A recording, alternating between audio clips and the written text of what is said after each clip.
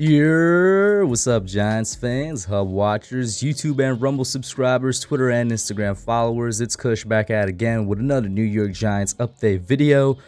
Update on me real quick. My back is in quite some pain right now, and I'm a little bit uncomfortable, but I'm gonna tough through it, man. I don't know how pro athletes do it. They're truly a different breed. That's something else, dealing with a pinched nerve in the lower back. But I'm gonna power through it. Hold no fear, there will be the call-in show tonight, and it will be more organized than it was last week. Yes, it was. So we got 3 points of news to address right here, and I'm gonna sort of address them in order of actually happened to something that I think should happen.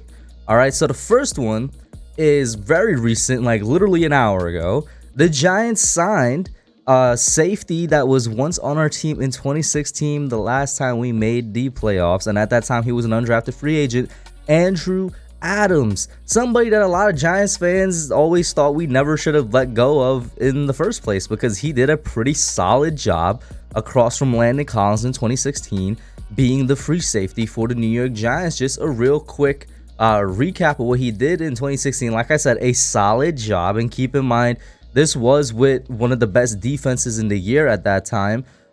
So he played in 14 games, started 13, had an interception, 5 passes defended, 46 total tackles, 31 of them solos, 1 tackle for loss, 1 quarterback hit. Like I said, not numbers that are going to make you jump out of your seat and knock your socks off, but I think kind of solid.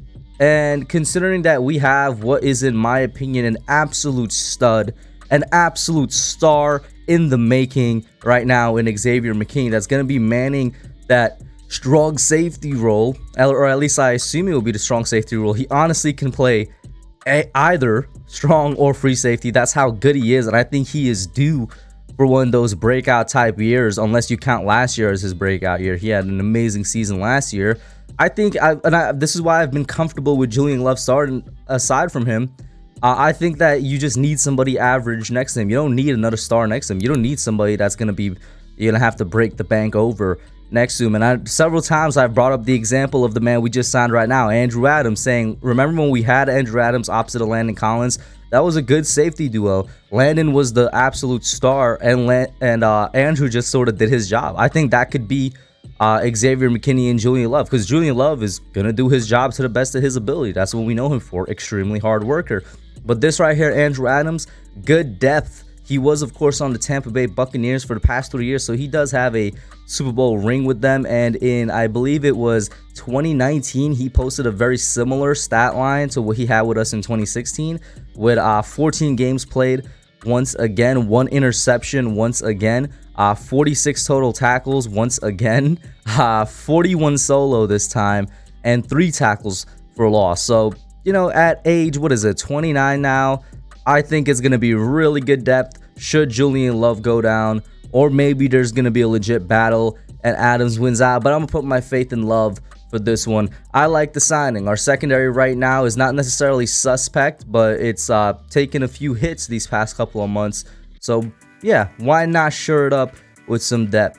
As moving on from somebody that we actually signed, now to somebody that we worked out and potentially might sign in Eric Ebron. I just want to say really quickly, I was, I don't know why, maybe it was because I still am a pretty big Matthew Stafford fan, but from his time in Detroit, even though he wasn't necessarily one of the best tight ends in the league, I just really liked Eric Ebron for some reason. I thought he was just a really good receiving tight end. That's really about the extent of it. And then, of course, after Detroit, I think he had a year or two in Indianapolis. I can't remember if it was with Andrew Luck. I want to say it was, and his best years were in Indianapolis, in my opinion. But the Giants did work out Eric Ebron yesterday, and of course, our tight end group right now is kind of dependent on Daniel Bellinger, if I'm keeping it real with you. Ricky Seals-Jones is just my opinion. I think he's going to be a fantastic tight end number 2. I don't think he's somebody that you want to be your starter. He can be your starter for a season as a stopgap at the position, but I really think that we're banking on Daniel Bellinger, our, what was it, 4th round pick or 5th round pick, I'm forgetting right now. I think we're really banking on him coming out, developing, and being a legit starter for us because he's a great all-around tight end. He can block, he can catch, he can run his routes real well. He had really sure hands in college. I think one of the best catch percentages in the entirety of college football. And right now he's just on the PUP list. Hopefully it's not nothing too serious. We shall see how long he spends on there. We shall see what the injury is moving forward. I think he should be good come season time. But Eric Ebron, signing him would be an amazing insurance policy, whether for him or for Ricky Seals-Jones. Of course, going over his stats, I believe he was most recently with the Pittsburgh Steelers for 2 years. He didn't really do much in 2021. In 2020, he played 15 games, had 56 receptions for 558 yards and 5 touchdowns. And but the year before that in Indianapolis, he only had around 375 yards. But his best year with Indianapolis, and also just in his entire career, where I think he was a Pro Bowler, was in 2018. And yes, I do think that was Andrew Luck's last year, where he had 66 receptions for 750 yards and 13 touchdowns. I'm not expecting anything like that if he comes to the Giants and he somehow ends up starting for us. If he ends up starting for us, I'm expecting like 350 to 500 yards, right? And as a backup, well, not really sure what I could project for that, but he will be a pretty damn good backup tight end if we somehow do get him. Like I said, though, I think this is more just them doing their due diligence and trying to make sure, in the worst case scenario of Daniel Bellinger being out for an extended period of time, that we have a good tight end group. Because we have Jordan Atkins, I want to say, behind Ricky Seals-Jones right now. And, you know, of course, we lost Evan Ingram. We lost Kyle Rudolph. Keep an eye on the Eric Ebron situation. And then now, finally, first I went from somebody that we signed to somebody that we worked out may potentially sign. Now I want to get to somebody that I think we should take a real serious look at, because he's been on the free agent market for quite some time now. That is free agent linebacker, former Minnesota Viking, Anthony Barr. The reason I say this is because, well, one, we do have a Minnesota coach on our team. Now, he was not the linebackers coach. He was the defensive line coach for Minnesota.